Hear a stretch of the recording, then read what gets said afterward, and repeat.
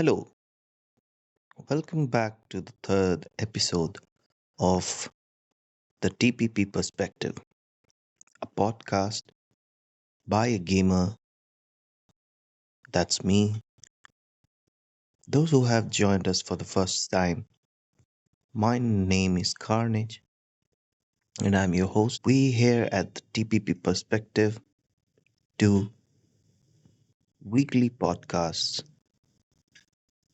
on game, gaming news, game reviews, movies, entertainment, and others. So, in this third episode of the TPP Perspective, we have, as usual, many things to talk about. We have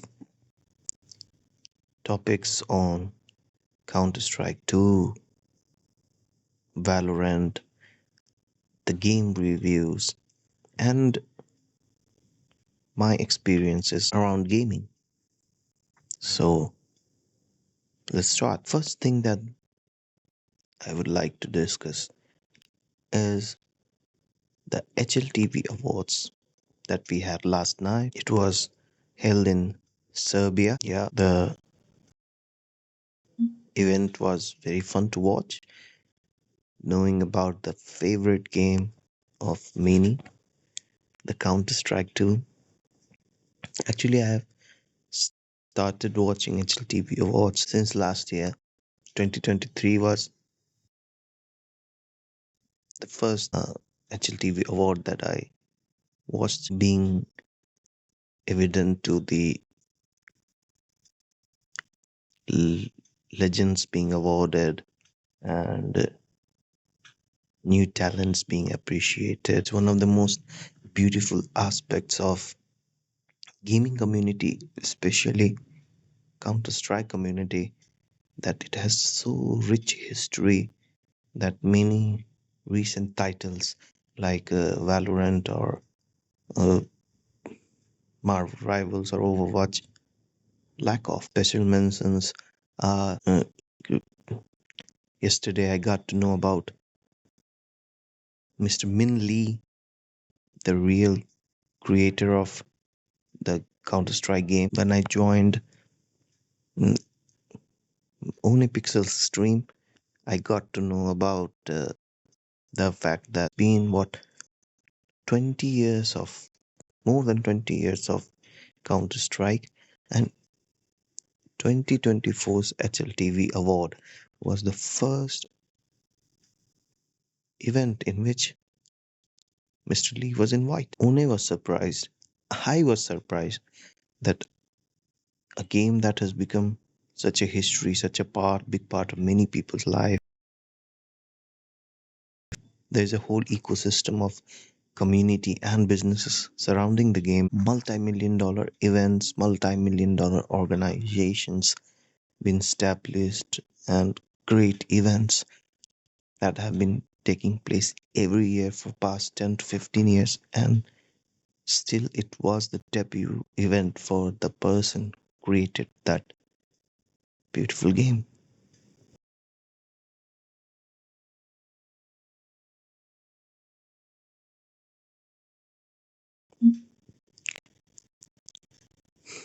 And I I was watching it on the official HLTV on Twitch and as well as the IRL stream by Onepixel. And yeah, it was fun. It was fun to watch. But yeah, actually, live, I couldn't follow the whole event because it was very late at night for me. So I rather checked today morning what were the last standings, and as many would have predicted, and it's quite obvious, as the whole year everyone was getting donked, every team was getting donked. Donk was awarded the Player of the Year award, and yeah, there was a competition. I think many people had a dilemma that either donk or monesy. But I think the major win and especially donk's presence was very universal in the CS community. And I mean, events, majors, highlights, articles. Donk was everywhere. Donk was being talked about on streams, on news articles, on HLTVs. Much before Donk actually came on stage, Donk was a sensation, and still he performed sensationally. And yeah, much deserved. And with that, he again also made a history. It was his debut year. He got the debutant award. He got the Rookie of the Year award. He became number one player on the HLTV rankings. He got the Player of the Year award. He got the Opener of the Year award, and he got a effing major. So and that made him so the youngest player to win a major. I don't think anybody in the history of any sports could have such an illustrative debut. I mean, people talked about Nico, and when in Katowice, Donk matched his ratings. They were compared to be equals or somewhat similars, but I definitely can say that Donk has surpassed Nico with that major trophy, of course. So yeah, well deserved Donk. And the one main thing, one more important thing is that guy's funny. Donk is funny. The very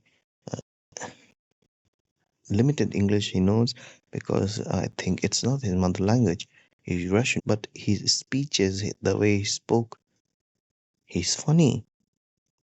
Tonka is funny, and I think that he can be a good streamer.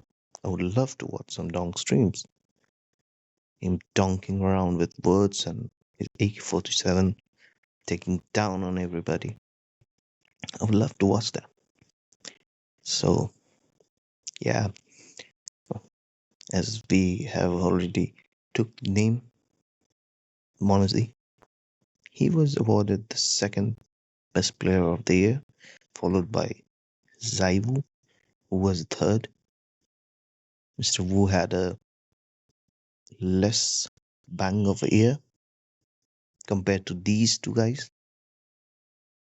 Monesy also was awarded the OPA of the year. Congratulations to these three. But with these all deserving award distributions and placements, there were certain uh, placements which I later in the morning came to know about, but I was a little bit upset when all of the top 20 players were announced, unless those three that were awarded during the show, during the award show. Lack of two names, Nertz and Senzu. Nertz and Senzu are two players I think who definitely deserved a place in the top 20 of the HLTV awards. The only thing that didn't flame up my upsetness to become anger is that I'm a little weak on statistics. I don't know. I couldn't follow all tournaments, and as every player was awarded the ranking based on their ratings and performance all over the year. If you just look at major, Nerds for Heroic and Senzu for the Mongols have done phenomenal job. I mean, nobody could deny that they deserve the top 20 ranks released. And according to that, Nerds made a close call for the top 20. He was ranked 21 and Sensu was 28th in the world. So yeah, these two guys we need to keep an eye on. Nertz is going to Liquid. Senzu is in Mongols, and the 2025 season is just about to start in a week or two with the Blast Bounty season. I think these two guys might play in that. Shenzu, I remember he had some hand injury, so I'm not sure whether he will be playing. But Nurse from Liquid with Twist would be a must watch, and I'm excited for Blast Bounty season. Moving on from the HLTV awards, the next thing that I want to share is that yesterday we have uploaded our weekly Saturday game reviews, the review of games that I've played all over my life and will be playing in all over my life. I will be reviewing them. The reviews are exclusively posted on my Twitter handle at TPP Perspective. You can go check it out. And yesterday we posted our third game's review. The third game that I remember that I ever played. And as my first gaming device was the knockoff Nintendo console, which had a gun as a controller, the third game I would like to remember that I would like to share and I remember is the Wild Gunmen. It was a shooter type game which was very inspired from Whack-A-Mole, famous arcade game Whack-A-Mole, in which you whack a popping mole from a hole with a hammer. Many dudes would appear from the windows of a saloon and you have to shoot them. It was a good time pass game, and it was very reflex requiring, very precision required, and it was a fun experience as if I remember of the game. And I've also rated it out of 10. You can go check for that ratings on my Twitter at TPP Perspective. And yeah, so now moving on from CS2 and the game review, the next big thing is the competitor of the CS, the Riot's very own Valorant. They announced the new agent, Tejo, which is a Colombian agent which looks Giga Chad and is an initiator, if I'm right. Many believe Tejo is broken. Let's see how the game play proceeds. And by giving it a first look, I think it will be nerfs very soon. Riot will nerf him in not next, but in 6 months, I think he will get nerfed. He will be getting some nerfs for sure. So yeah, now moving from the gaming world, now we have some topics from the world of technology, from tech, especially techs related to gaming, and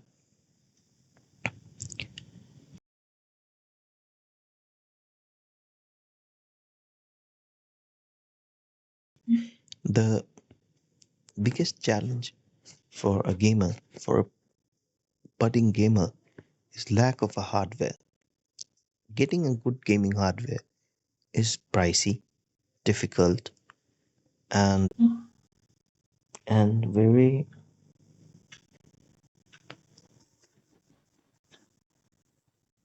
Uh,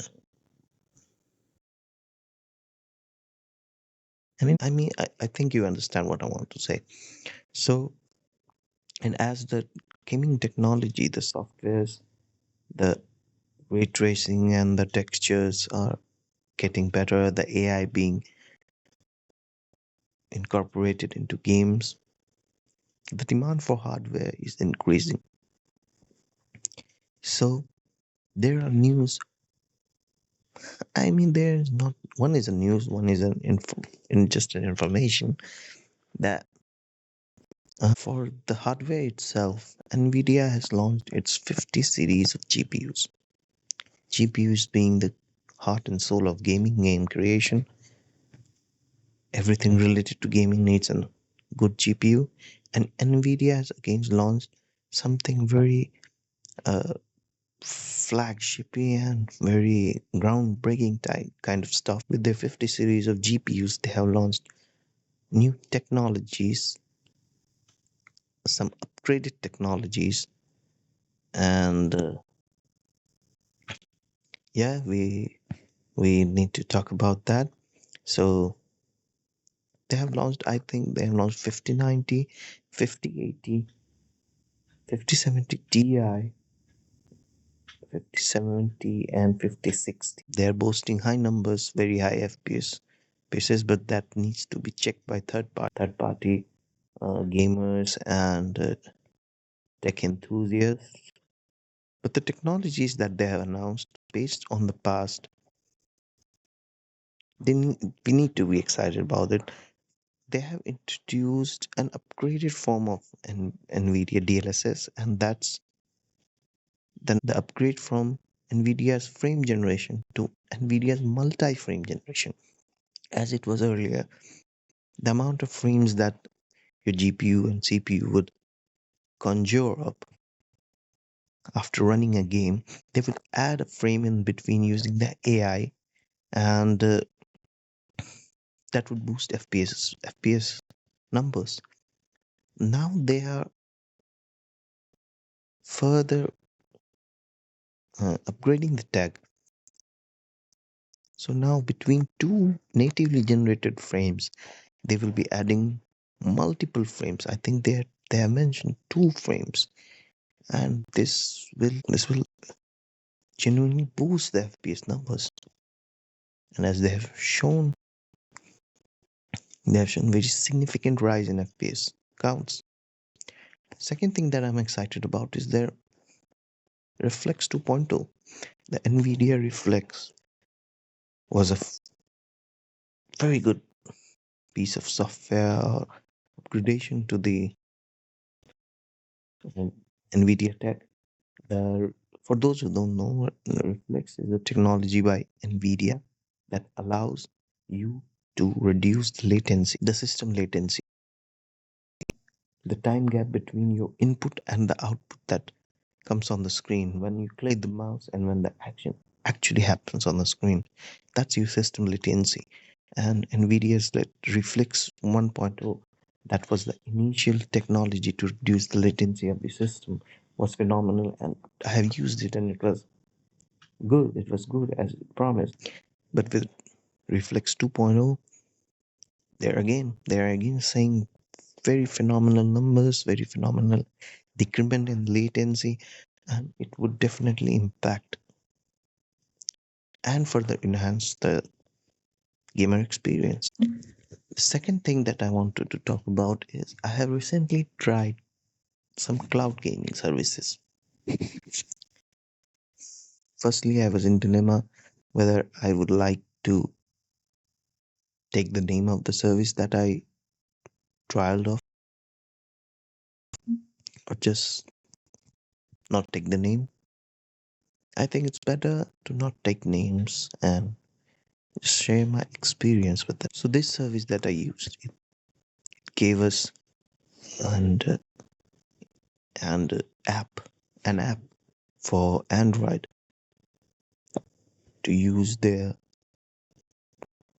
computer, gaming computer, to play, and with no games on the PC that you get by via cloud service.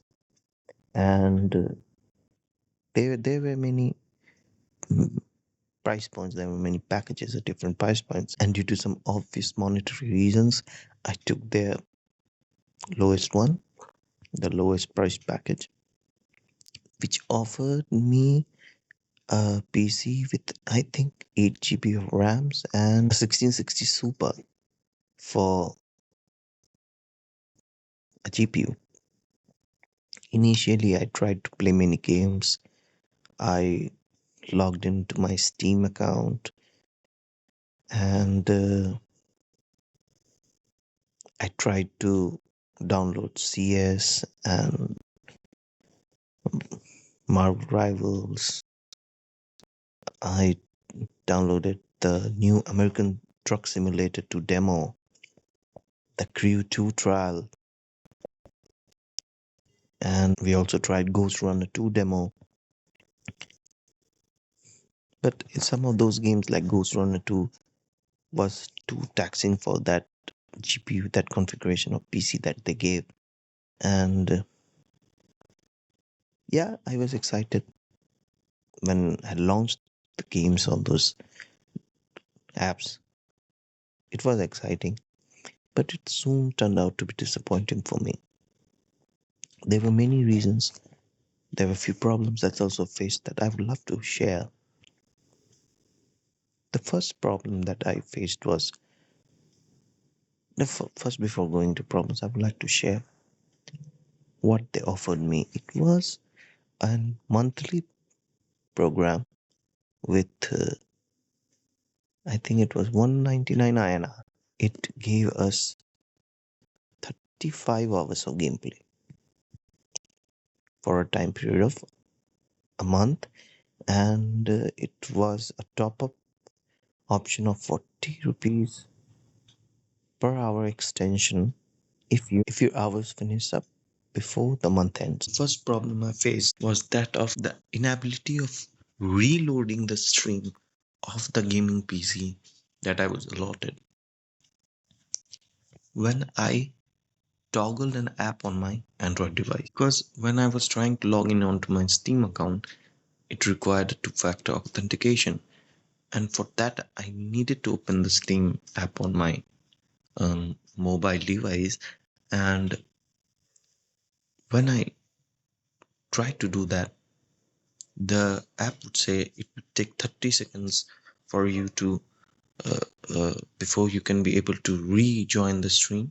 But I have waited for minutes and it never did, which eventually led me an hour just trying to log into my Steam account. And at the end of the day, I was unable to do so. Fortunately, I have a second Steam account on which I never bothered to activate the two-factor authentication, and I was able to log into that account and try all those demos and gameplays through that. But yeah, that was the first problem I faced. The second problem I faced was for a mobile device, the it gave you option of a controller, an Xbox controller, a mouse, and a keyboard. But for gameplay, you would require a keyboard to move, right? You need to hit those keys. But the keyboard took more than 80% of your screen area. You won't able to see what's going on the game, what's going on the screen. So how would you use a keyboard? So you were forced to use a controller, the controller that they gave, and it was a bit funky to use because first I've never used a controller, and secondly, all games don't support uh, mapping and controller mapping, and thirdly, mini games like Counter-Strike 2 or Marvel Rivals or Ghost Runner, it's very difficult to aim with a controller if you haven't done it or you don't have an experience to set your sensitivity according to a controller and use it. Above all these problems, the major thing that bothered was, irrespective of if you were using mouse or keyboard or control, was the latency. The inputs were delayed. It, it was an obvious second delay of what input you gave, and to make it happen on the PC. It might be a problem on my side also, because I have heard before, and I think the cloud gaming service also mentioned it on their website. It's better to have a 5 gigahertz Wi-Fi or a mobile data plan to use cloud gaming at their best. It gives better latency, lesser pings. So I think it might be eradicated with a better network. But the rest, the difference in the latency due to this gap was very difficult for me to enjoy a game. Yeah. And the moving on from the problems that I faced, the best solution for these problems that I had with my Android device while using cloud service was to use a laptop. A lesser enabled PC could be the problem, or could be the solution. I used a laptop that I had. Using a keyboard and mouse on that through that laptop was the best configuration that I achieved. Yeah, it had latency issues on that. They mentioned that they will soon be launching an app for Windows itself. Until then, they are providing the service via a browser, which was not very disappointing to use. I played CS with it. I played the American Truck Simulator, the Ghost Runner. No, from laptop I just played CS, and I played Dead Frontier 2. I played the Banana game. I played Dead Frontier original one, the Dead Frontier original, the MMO game, and yeah, and and the one thing that I would like to share a good news is I opened some sticker capsules I saw on the Steam community market. Via that cloud gaming service, I opened few Paris contender sticker capsules.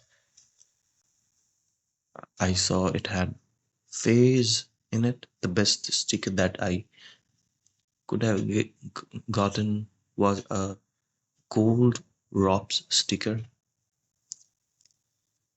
I didn't got the gold robs, but I got a gold. It was the best thing that I have ever opened. I bought, I think I bought 11 sticker capsules, and I got a Carrigan Gold, the IGL Gold from the Paris 2023 major. I was pretty happy, and and it also made me ponder about the odds of getting a gold from a sticker capsule and me getting one in 11, being on an Steam account that's new, on which previously before opening those 11 sticker capsules I've opened was one dropped gallery case or electro or the kilowatt case. I think it was the kilowatt case, yeah. The kilowatt case that got dropped the same day or day before. I opened that and those 11 sticker capsules. So I think the new player, new account luck is true in CS, yeah. But I would also like to uh, put some emphasis on the point that don't gamble, don't open cases. Long term, it becomes an addiction, and if you get addicted to anything in this world, it's going to cause you a harm at any point, whether it's food, it's any kind of beverage, a drink, or any habits. Don't be addicted to anything. Now, moving on. So moving on to another news of a very beloved game that has very good uh, memories I have of. That's the PUBG. PUBG had the people at Crafton and PUBG have announced a new feature of their game. They are branding it as PUBG Ally, in which you will get an ally, and that ally will be an artificial intelligence companion, which will act as a human player and will accompany you with your games in the matches. And yeah, if you guys don't know about it, go check it out. I think it's a very good development progress in gaming industry, having an AI companion in your games. It I think now when I'm discussing and when I'm speaking it out loud, I think it would be something what an NPC used to be, but I think it would be I hope it would be something more than a brain dead NPC. There, I mean, today's world, anything if you have to upsell, you have to just add AI with it. But if it's real AI, how it will function? Because something was also in, I think there was a game. I think in Baldur's Gate 3. Baldur's Gate 3, you get companions, you get which were AI that acted as player. I'm not sure about it. I might be wrong. Yeah. So now these are all things related to gaming that I wanted to share with you all guys.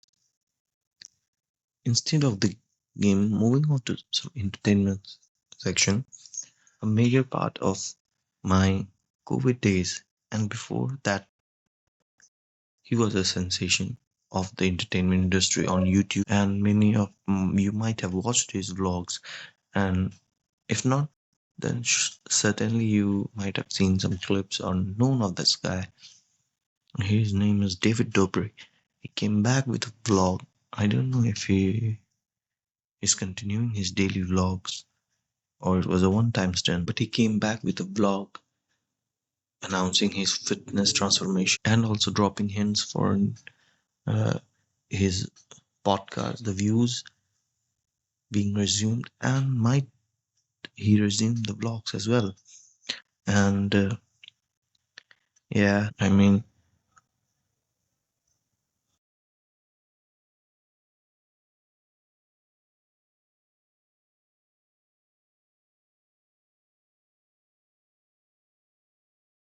his vlogs were an integral part of my binging during COVID times. Initially, when I watch these vlogs, I find it very uh, degenerate. But you, if you are familiar, those 4 minute 20-second vlogs, those were like skit. And when I initially watched it years before COVID, I didn't develop a fond of it. But when in COVID, I came to know about that they are skits, and then I started watching it from the beginning by sorting it out. All this on YouTube, which by far is the best feature that YouTube has recently added on their platform. And when I came to know how those characters developed and how the skits, these vlogs are skits, and then I could relate to the fun part. I started enjoying his vlogs and the vlogs of the and videos of the people that appeared in his vlog. Then COVID hit, he stopped vlogging, and then the controversies came pouring in, and he stopped his podcast and he disappeared on social media, and now he's back. Let's see if uh, will his vlogs will be fun as they used to be because people have moved on. The society has moved on. In the time of 10 to 15-minute videos, he introduced us with 4 minute, sub 5 minute fun videos. Now the world has moved from 5 minute videos to 30-second skits on TikToks and Instagram Reels and YouTube Shorts. Let's see what happens. So, this was for the third episode of the podcast. Anything you want to ask me, any questions personal, you can use hashtag Q&A here on the comments down below or on my Twitter at TPP Perspective. I will try to get I will not try I will select one personal question and I will answer it on my podcast next Sunday.